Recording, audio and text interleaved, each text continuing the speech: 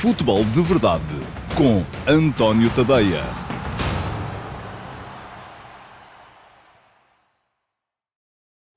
Ora então, olá a todos, muito bom dia e sejam muito bem-vindos à edição número 94 do Futebol de Verdade para a temporada de 2023-2024. Hoje é segunda-feira, é dia 18 de dezembro de 2023 e estamos rigorosamente a meio da cimeira pela liderança que estava anunciada para esta jornada da Liga Portuguesa. É uma pena que os dois jogos que colocaram frente a frente os quatro primeiros, ou melhor, um deles já colocou, o outro há de colocar frente a frente os quatro primeiros classificados do nosso campeonato, tenham decorrido, um deles ao domingo à noite, o que mesmo assim não impediu a presença de muito público em Braga para ver esse Sporting Clube Braga-Benfica de ontem à noite, e o outro vai ocorrer a uma segunda-feira à noite, esse que vamos ter hoje entre o Sporting e o Flóculo do Porto no estádio José Alvalade. Domingo à noite e segunda à noite não são propriamente os horários mais adequados para este tipo de jogos que decidem campeonatos ou que ajudam a decidir campeonatos. Porquê? Porque no dia seguinte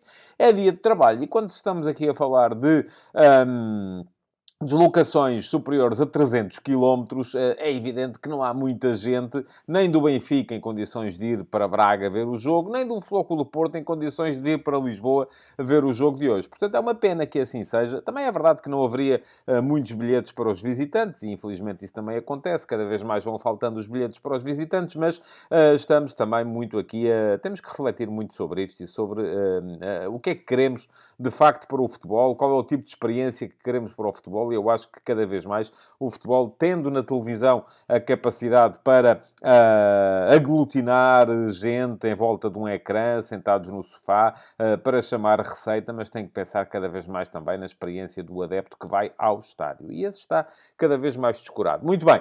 Ontem à noite já seguiu para todos vocês a edição do Futebol de Verdade Flash, relativo ao Sporting Clube Braga-Benfica, com o meu comentário de 15 minutos acerca do Sporting Clube Braga-Benfica. Seguiu para vocês, se forem subscritores premium do meu Substack. Se não forem, vão poder ver mais daqui a bocadinho. No final da edição de hoje do Futebol de Verdade, vai chegar até vós também a reposição desse flash relativo ao Sporting Clube Braga 0, Benfica 1, de ontem à noite. Logo à noite vai haver também Futebol de Verdade Flash com 15 minutinhos de comentário ao Sporting Futebol Clube do Porto. Mas vai só, hoje à noite, vai só para os subscritores premium do meu Substack. Quem não for, vai ter que esperar por amanhã, pelo Futebol de Verdade de amanhã, porque aí sim, mais uma vez também, em reposição, vai estar disponível para toda a gente. Se acha que não quer esperar e que quer hoje, antes de ir dormir, ver o meu comentário ao jogo,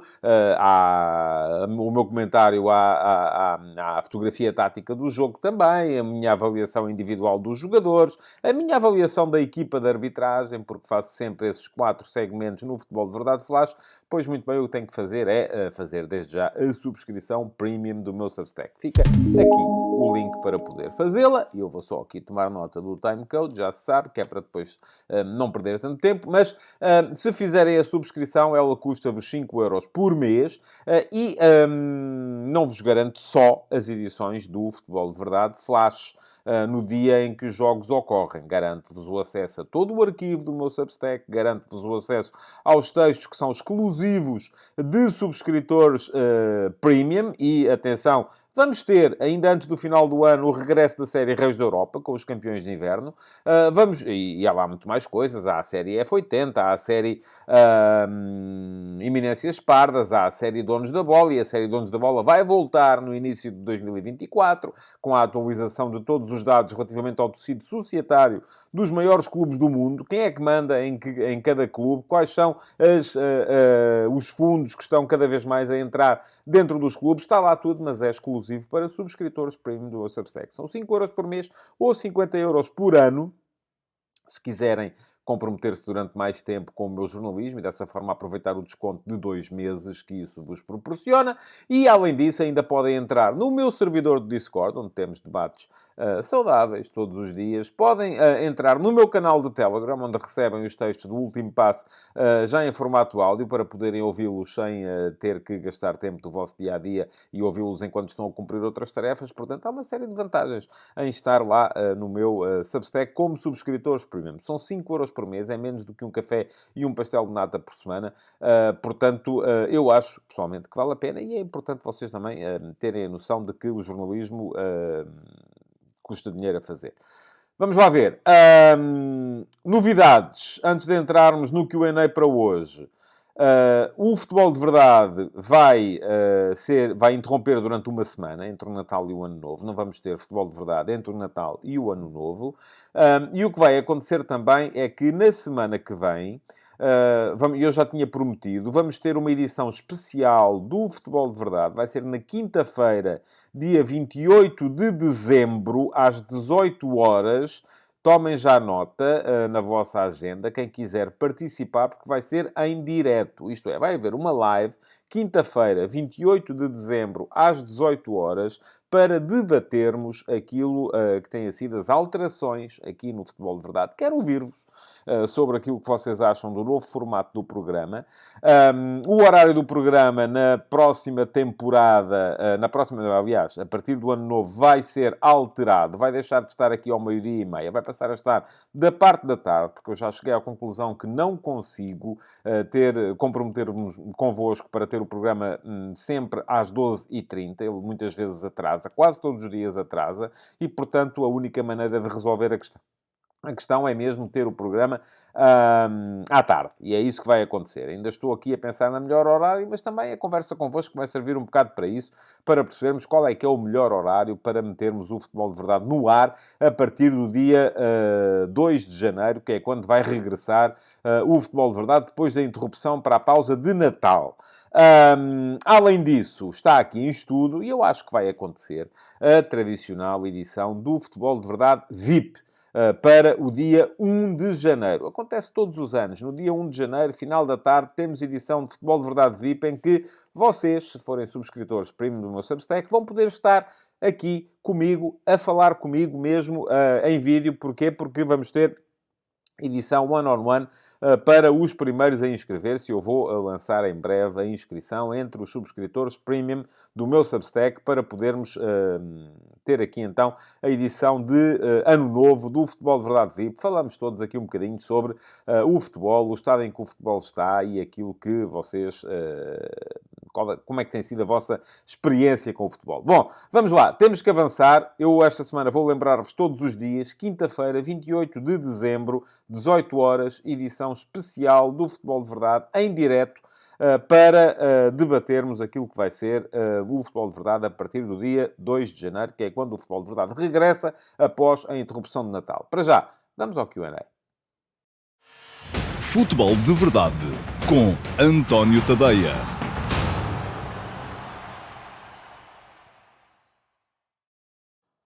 Ora, aqui estou eu, então, para responder às duas perguntas que selecionei entre aquelas que me deixaram, quer tenha sido na edição de sexta-feira, ou nas duas edições, porque na sexta houve duas, do Futebol de Verdade, o Futebol de Verdade Live e o Futebol de Verdade edição normal, a edição número 93, e depois também há a pergunta que selecionei entre as que me deixaram desde então na chatroom, perguntas do Discord, no meu servidor de Discord, ao qual acedem os subscritores premium do meu Substack, em tadeia.substack.com. Ora, a primeira pergunta, que já está aí, à vossa frente, é a pergunta que selecionei entre as que ficaram nas edições de sexta-feira do Futebol de Verdade, e foi deixada pelo Daniel Cardoso. Olá, Daniel, muito obrigado. E diz o Daniel o seguinte: boa tarde, António. Ao verificar algumas estatísticas na Opta Analyst, verifiquei que, em termos estatísticos, o Benfica apresenta-se como a equipa que mais oportunidades cria, quer em lances de bola parada, quer em bola corrida, e a que menos oportunidades concede em bola corrida. Apresenta-se também como a equipa que mais passes faz por jogada e mais progressão por segundo obtém dos 4 candidatos. Na sua opinião, qual o motivo de, apesar destes dados estatísticos, a ideia de um Benfica menos capaz na criação ou defesa do que os rivais me parecer tão generalizada? Não consigo colocar aqui as estatísticas, mas podem ser consultadas na Opta Analysts. Muito obrigado, Daniel, pela sua pergunta. Os números estão cada vez mais acessíveis a toda a gente, isso é bom.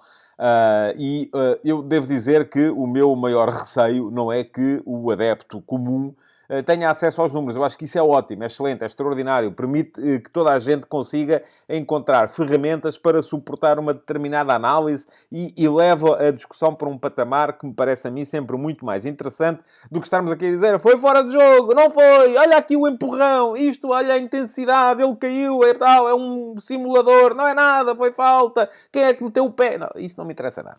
Enfim, já sabem como é. Agora, quando quiserem discutir este tipo de coisas, estou e estarei sempre disponível. Hoje de manhã escrevi, por acaso, sobre isso, porque houve um debate muito interessante.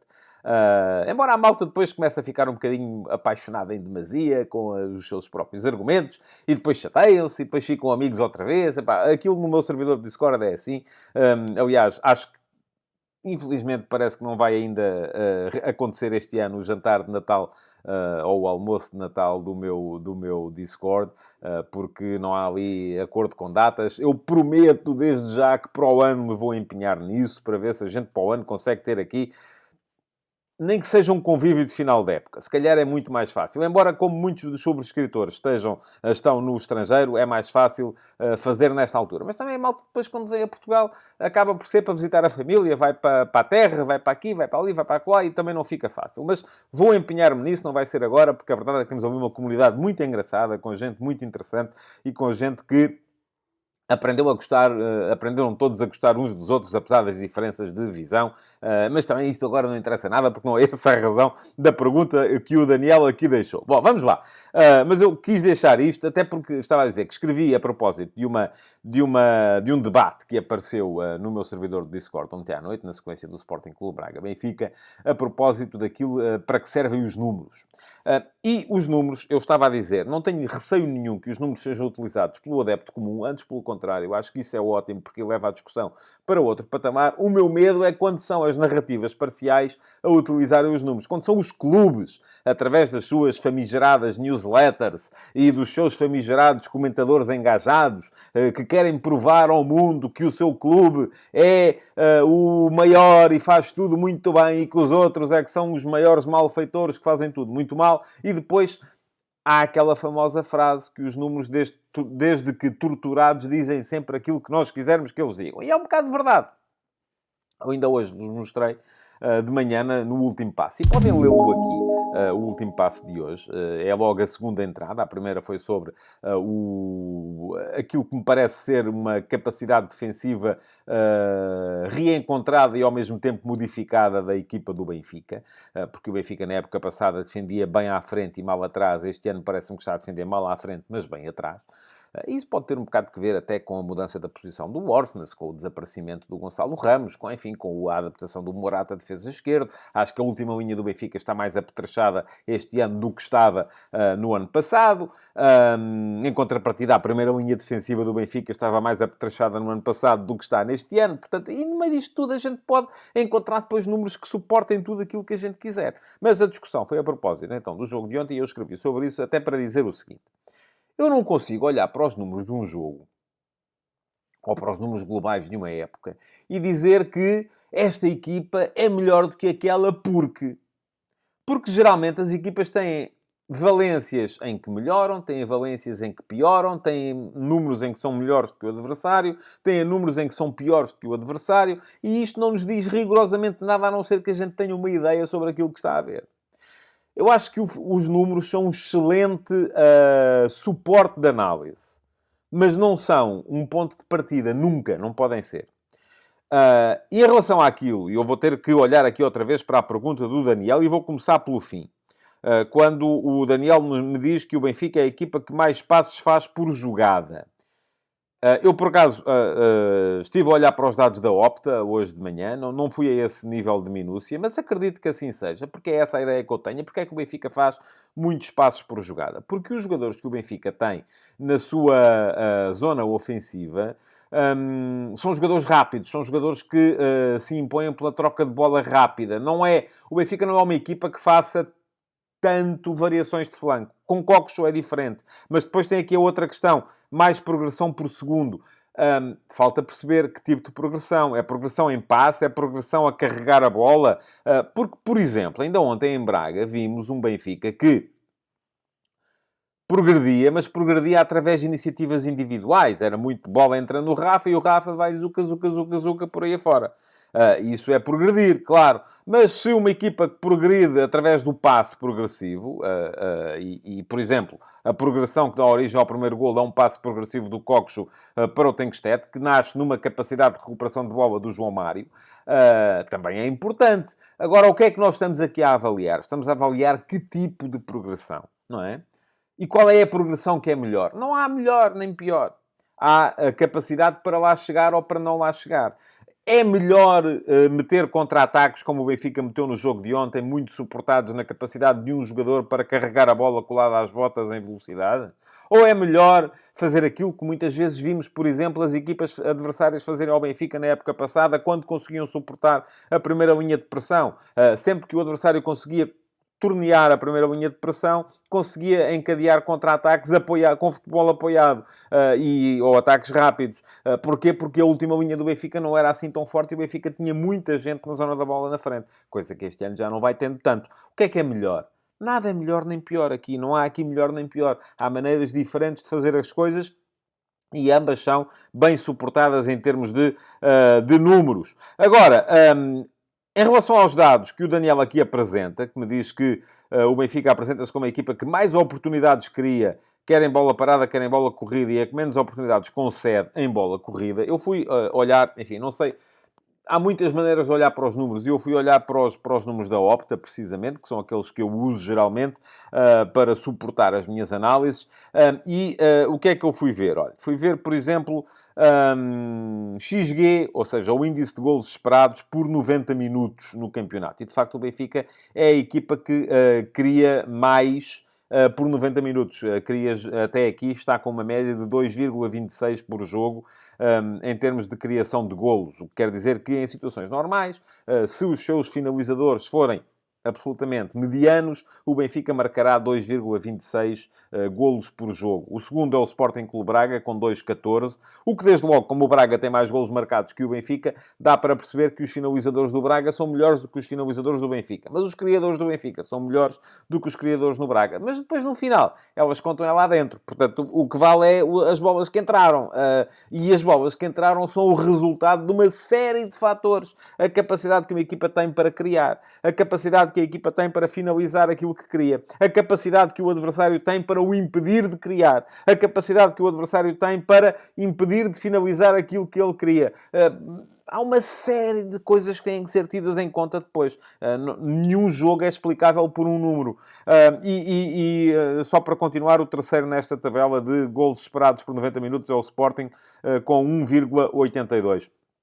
Se retirarmos daqui os penaltis, o Benfica está com 2,14, o Braga com 2,00, o Sporting com 1,71. Mas depois, já não suporta aquilo que o Daniel estava a dizer, porque o índice de golos esperados permitido ao adversário por 90 minutos, a equipa mais forte do campeonato é o Sporting, que só permite 0,84. O segundo é o Futebol Clube do Porto, com 0,94. E o Benfica aparece em terceiro, com 0,97. E se retirarmos daqui os penaltis, o Sporting continua a ser primeiro, com 0,71. O segundo passa a ser o Benfica, com 0,76. Porquê? Porque sofreu mais penaltis do que o Porto.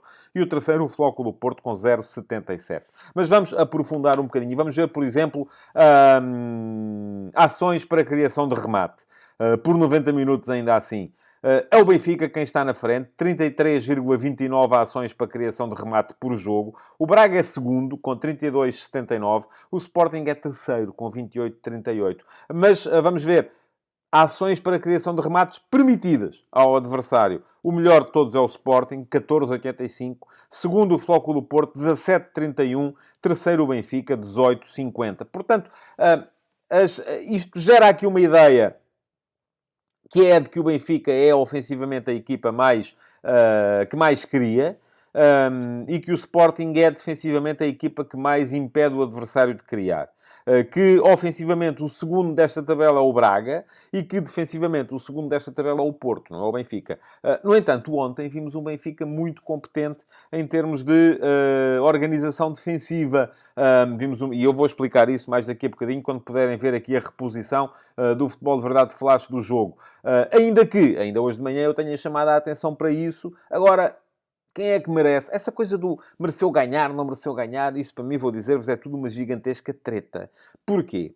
O que é mais meritório? É uma equipa que, conforme o Sporting Clube Braga ontem fez, consegue criar ou consegue estar consolidadamente dentro do meio-campo adversário. O Benfica, depois daquela jogada do João Mário ao minuto 47, praticamente não foi à baliza do Mateus, porque o Braga acertou a sua forma de encaixar a pressão mais subida na saída do jogo do Benfica, mas, no entanto, organizou-se tão bem do ponto de vista defensivo que, apesar do adversário ter rematado muito mais, 21-11, salvo erro, apesar dos 14-2 em termos de remates na segunda parte, as principais ocasiões de golo do jogo foram as duas do Benfica.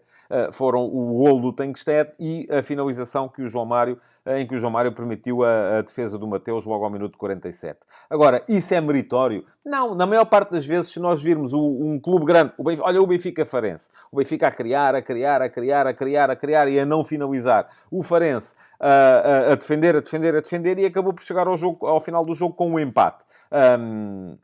Os mesmos, se calhar, que na altura acharam que aquilo foi um massacre, porque o Benfica esteve sempre em cima e foi o guarda-redes que evitou e tal, e não sei o quê, agora desta vez já acham que não, que foi uma exibição de mestria defensiva. Os mesmos que acharam na altura que foi inépcia atacante, agora já acham que não, que foi azar o Braga não ter marcado. Portanto, meus amigos, os números servem-nos para, depois de olharmos para o jogo e de o vermos, de preferência, de uma forma desapaixonada, enfim, apaixonada pelo futebol, desapaixonada pelos emblemas, sermos capazes de suportar as ideias que já construímos. Não nos servem para, de repente, decretarmos seja o que for. Agora, a que é que... Ainda perguntava, ainda tenho que olhar outra vez para a pergunta. Já tinha arrumado ali, mas tenho que olhar. Em que é que se suporta a ideia de um Benfica menos capaz na criação ou na defesa do que os rivais? Porque é que ela é tão generalizada? Eu acho que... defensivamente, o Benfica não é uma equipa ainda... Enfim, surpreendeu-me ontem pela capacidade de impedir o Braga de ligar o jogo por dentro, pela capacidade de forçar o Braga a muito jogo pelas laterais, a muito cruzamento, a muito remate de longe. Foi uma boa surpresa positiva, o comportamento defensivo do Benfica em organização defensiva ontem. Não tem sido assim, mas o Benfica está a mudar a sua forma de defender, lá está, com a consciencialização de que não é tão competente como já foi na época passada, em termos de pressão mais subida, e com a consciencialização de que pode ser mais competente do que já foi, com a passagem... Reparem, o Orsnes na época passada era muitas vezes médio ala esquerdo. Fazia parte daquela primeira linha de pressão que o Benfica metia na frente. O Benfica agora está a defender... Ontem defendeu basicamente com dois. Com Rafa e Tankstedt num primeiro momento. Porquê? Porque depois o Di Maria... Até o Di Maria baixou, muitas vezes, para jogar na mesma linha do Coxo e do João Neves e do João Mário. Enquanto na época passada defendia com mais gente na frente. O Orsnes defendia na frente juntamente com o Rafa, com o Gonçalo Ramos e com o João Mário, muitas vezes. E outras vezes o Neres. Neste momento, não. O Orsnes já não estava na frente, o Gonçalo Ramos já não estava na frente, e aquilo que acontece é que o Orsnes está atrás, e em vez de estar o Grimaldo atrás, está o Morato, que também é um jogador que é menos competente no plano ofensivo, mas é mais competente no plano defensivo. A última linha do Benfica está mais forte, e, portanto, o Benfica está a defender melhor atrás e pior à frente. Agora...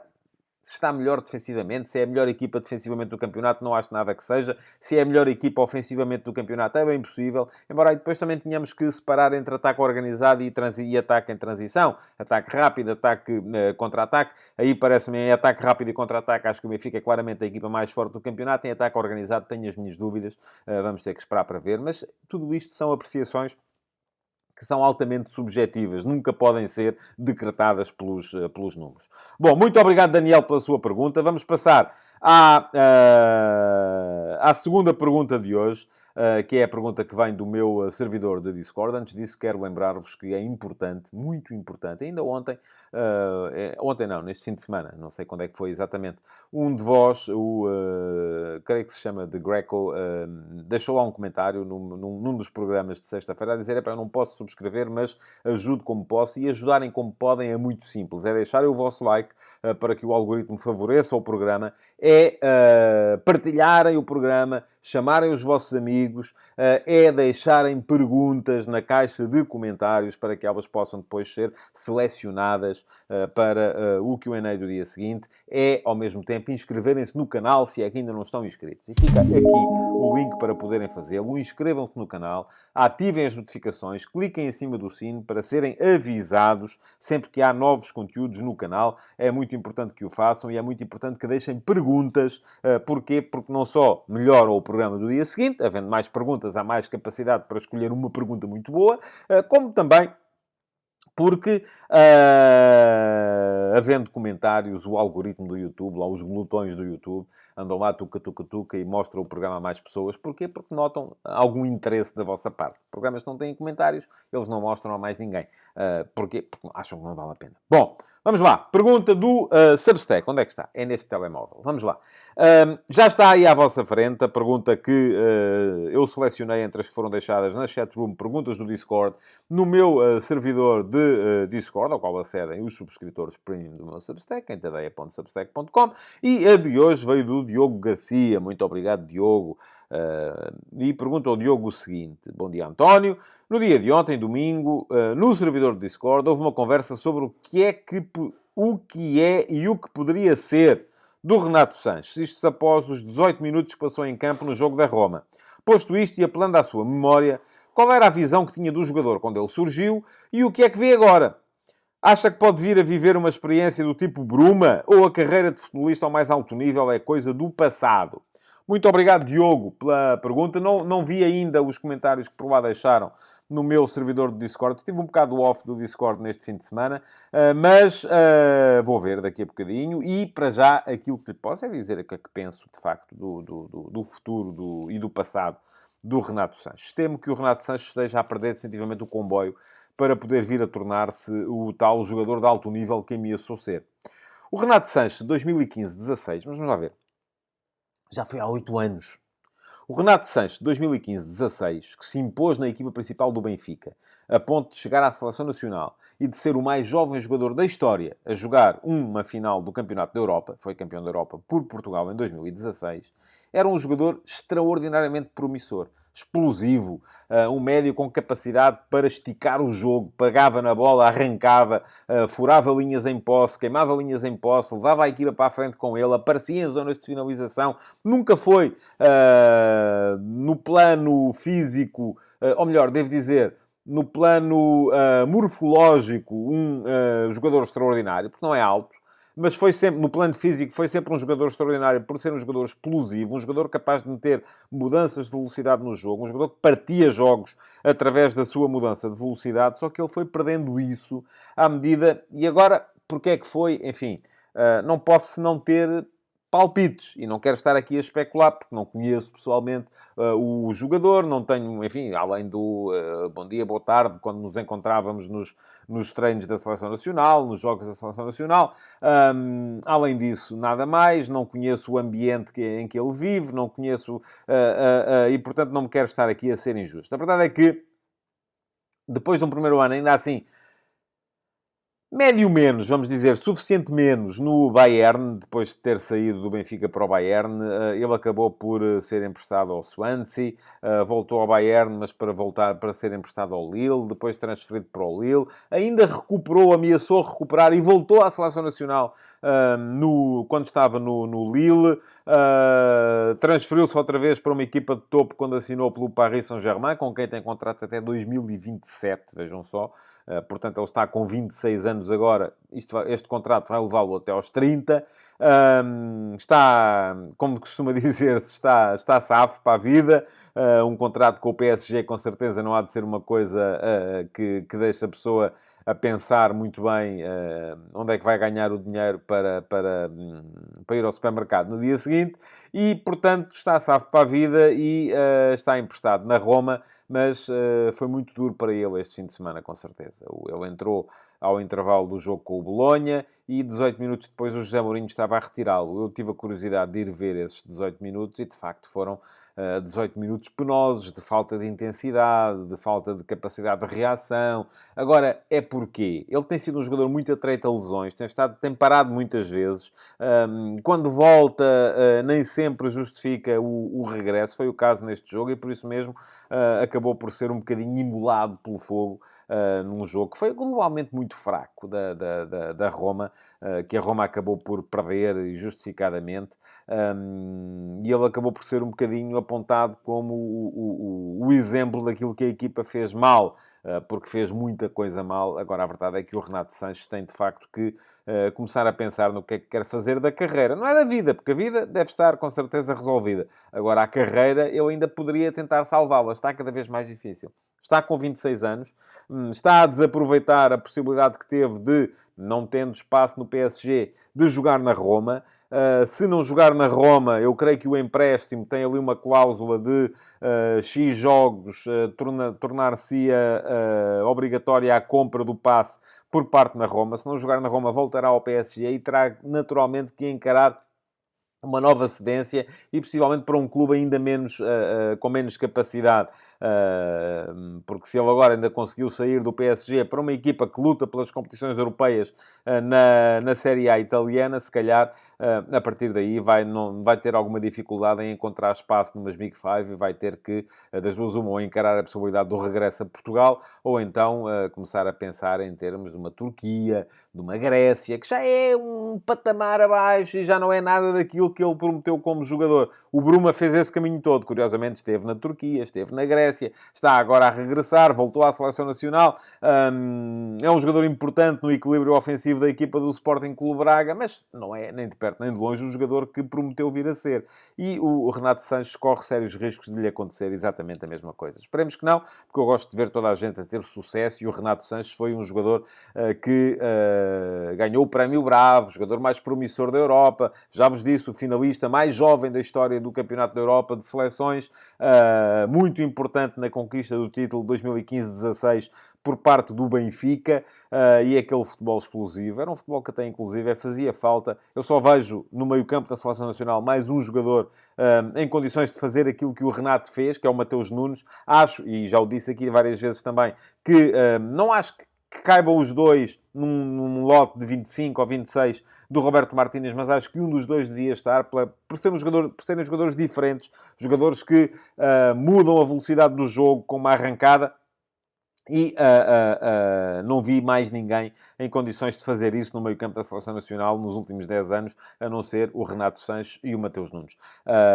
Todos os outros são médios muito semelhantes, médios criativos, médios de passe, médios de tackle, médios de desarme, médios físicos. Agora, médios com a capacidade para esticar o jogo, como o Renato e como o Mateus, não há muitos por aí, e por isso mesmo era importante, até para a Seleção Nacional, que o Renato Sanches pudesse voltar ao seu melhor nível. Tenho cada vez mais dúvidas que ele venha a consegui-lo. Bom, vamos lá. Vamos ter ainda, antes do final, o Futebol de Verdade Flash relativo ao Sporting Clube Braga Benfica, que já sabem os subscritores premium do meu Substack, em tadeia.substack.com, receberam ontem à noite. Quem não é, quem não pode ou não quer despender os 5€ por mês para ser subscritor premium no Substack, não fica a perder muito, fica a perder alguma coisa, não fica a perder tudo. Não pôde ver ontem, vai poder ver agora, em reposição, umas 12 horas depois, 14, 15 horas depois, não sei muito bem, o Futebol de Verdade Flash, relativo ao Sporting Clube Braga Benfica. E já sabem, logo à noite há mais uma edição do Futebol de Verdade Flash, esta acerca do Sporting Futebol Clube Porto. Mas hoje só segue para subscritores premium do meu Substack. Os outros podem ver também amanhã, aqui no Futebol de Verdade do 12h30. Vamos então ao Flash do Braga Benfica. Futebol de Verdade com António Tadeia.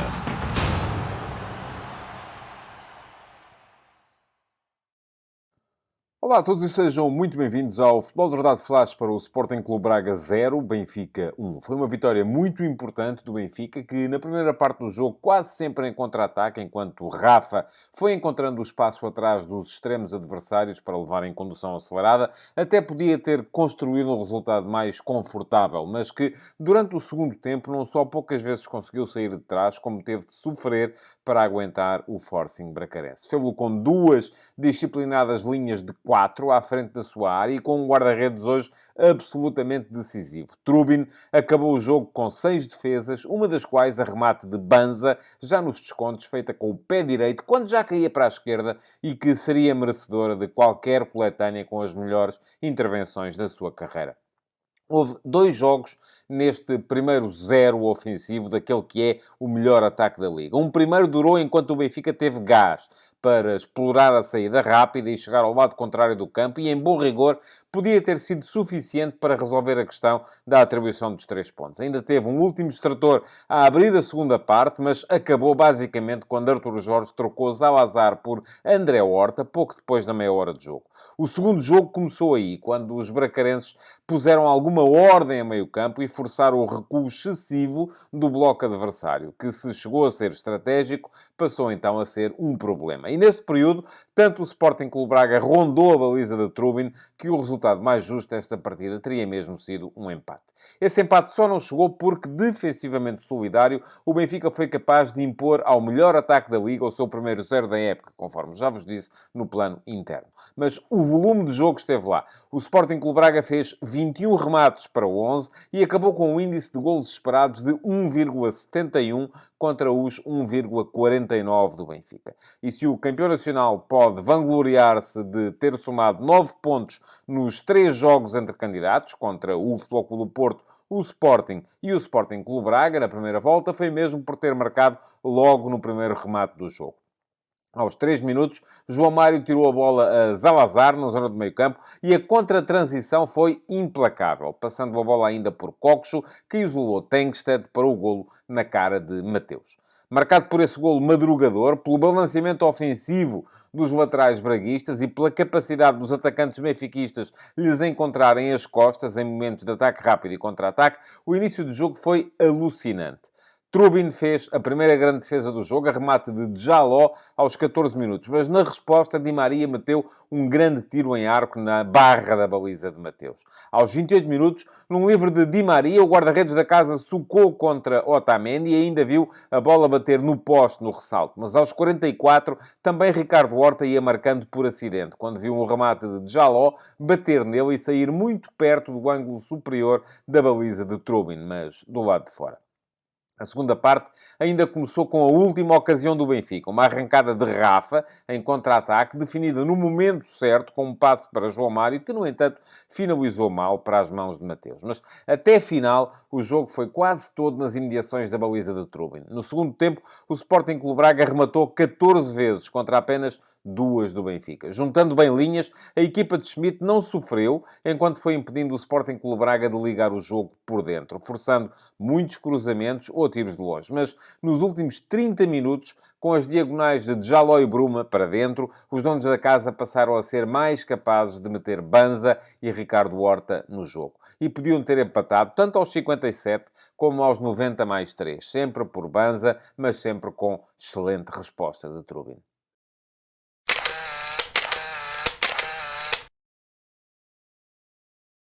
Tanto o Sporting Clube Braga como o Benfica vinham de partidas a meio da semana para a Liga dos Campeões. E tanto uma como a outra equipa fizeram apenas uma alteração relativamente aos 11 que tinham jogado então nessa prova europeia. No caso do Sporting Clube Braga, foi a saída de Pizzi e a entrada de Álvaro de Jaló, em relação à derrota em Nápoles por 2-0. No caso do Benfica, foi o regresso de António Silva, que, para a partida de Salzburgo, em que o Benfica ganhou por 3-1, estava suspenso e foi, na altura, substituído por Tomás Araújo. De resto, tudo normal em termos de organização das duas equipas, ambas fiéis ao 4-2-3-1 que lhes vem sendo mais habitual. No caso do Sporting Clube Braga, Mateus foi o guarda-redes, como é sempre, Víctor Gomes e Borja, os dois laterais, particularmente ofensivos na partida de hoje, José Fonte e Serdar, os dois centrais, João Moutinho e Zalazar, a dupla de médios, com Djaló a jogar pela direita, Bruma a jogar a partir da esquerda e Ricardo Horta no apoio ao ponta de lança, que era Simon Banza. Quanto ao Benfica, também 4-2-3-1, com Trubin nas redes, depois linha de 4 atrás com Orsnes à direita, Morato, mais uma vez, adaptado também à função de lateral esquerdo, embora tenha acabado o jogo mais encostado aos centrais, mas já lá chegaremos. E António Silva e Otamendi, ambos como dupla de centrais.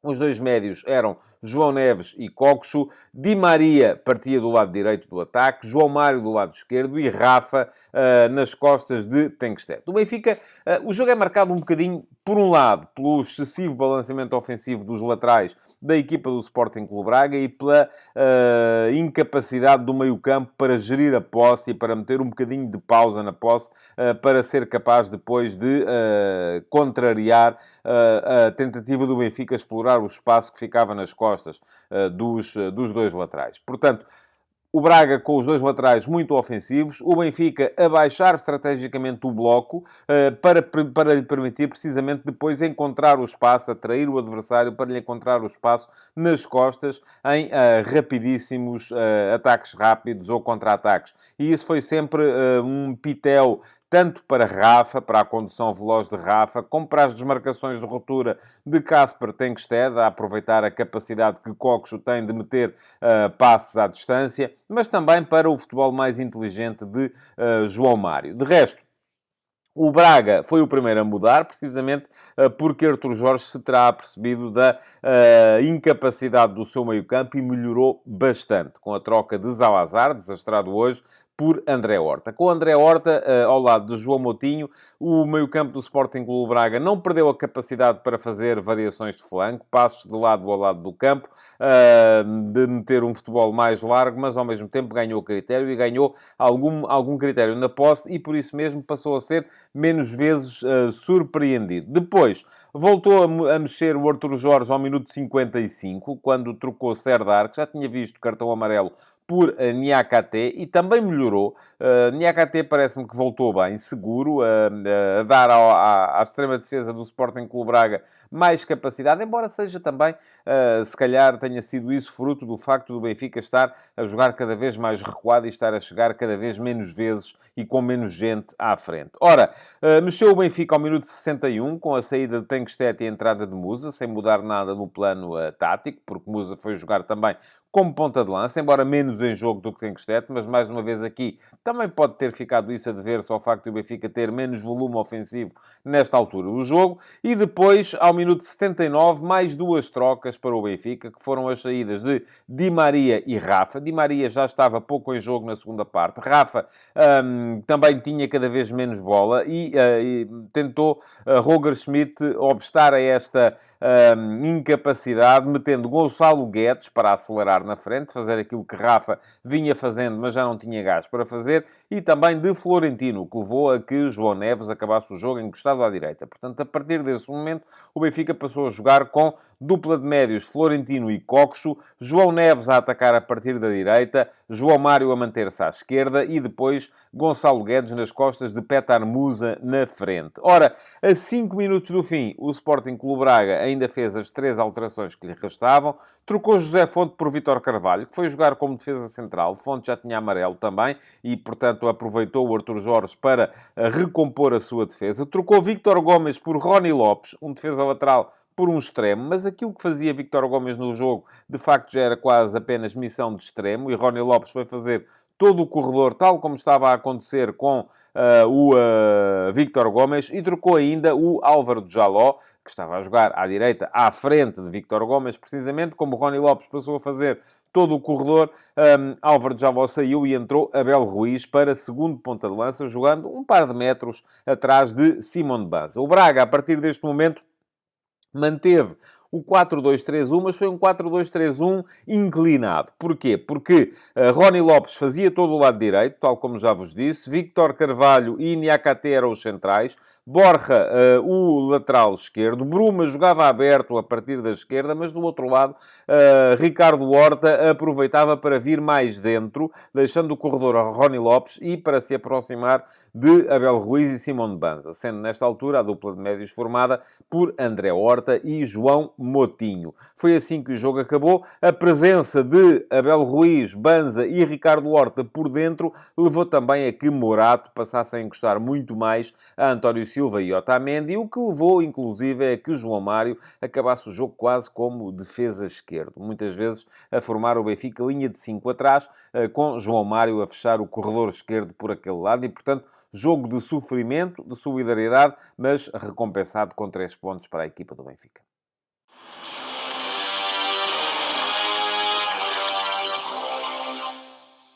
Poderia escolher um herói do jogo na primeira parte e outro na segunda, porque o jogo foi tão diferente num período e no outro. Mas vamos olhar para as exibições mais positivas de cada lado e depois para a identificação também do herói do jogo. Começando pelo Sporting Clube Braga.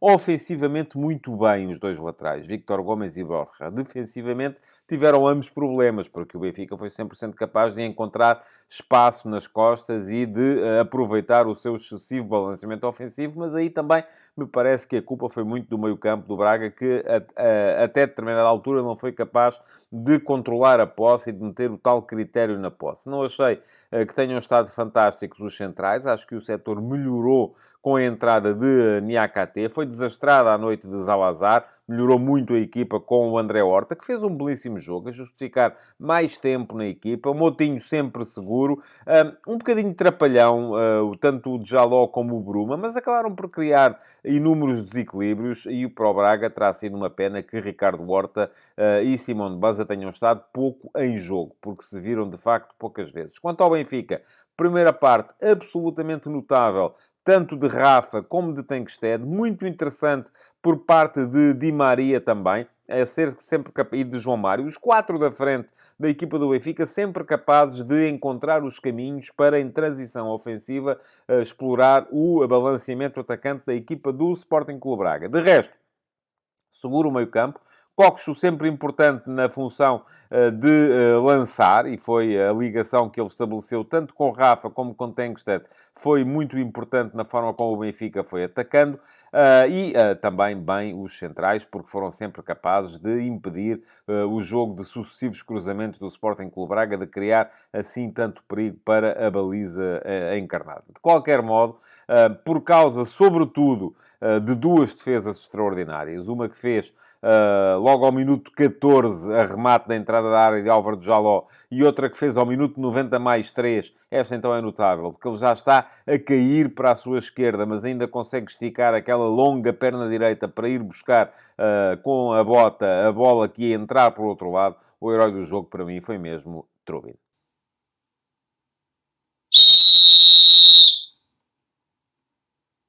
Esteve bem nos lances mais importantes a equipa de arbitragem comandada por Luís Godinho. E quando falo de lances mais importantes, falo sobretudo de 3, que foram os 2 golos anulados. Um a Rafa, ao minuto 12, por fora de jogo, e outro a Ricardo Horta, ao minuto 68, exatamente pela mesma razão. Portanto, 2 golos anulados por fora de jogo.